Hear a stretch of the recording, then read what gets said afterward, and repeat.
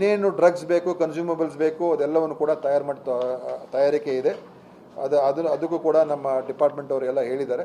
So ಎಲ್ಲ ವಿಚಾರದಲ್ಲೂ PPE kits, mask, ಕನ್ಸ್ಯೂಮಬಲ್ಸು, ಔಷಧಿಗಳು, ಇಂಜೆಕ್ಷನ್ಸು ಏನೇನು ಬೇಕು ಎಲ್ಲವೂ ಕೂಡ ತಗೊಳ್ಳೋದಕ್ಕೆ ತೀರ್ಮಾನ ಮಾಡಿದ್ದೀವಿ.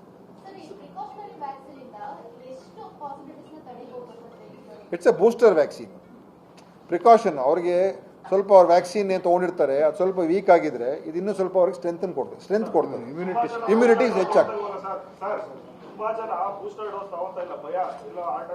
ನೋಡಿ, ಜನರಿಗೆ ನಾವು ಮಾಹಿತಿ ಕೊಡ್ತೀವಿ, ವ್ಯಾಕ್ಸಿನ್ ತಗೊಳ್ಳೇಬೇಕು ಅಂತ ನಾವು ಯಾರನ್ನೂ ಕಂಪಲ್ಸರಿ ಮಾಡೋಕ್ಕಾಗಲ್ಲ. ಅವ್ರು ಬಂದು ಈಗ ಹೋದ ಸಲ ಒಮಿಕ್ರಾನ್ ಬಂದಾಗ ಕೂಡ ಅವಾಗಲೂ ವ್ಯಾಕ್ಸಿನ್ ಇತ್ತು, ಭಾಳ ಕಮ್ಮಿ ಜನ ಬಂದು ವ್ಯಾಕ್ಸಿನೇಷನ್ ಮಾಡಿಸ್ಕೊಂಡ್ರು.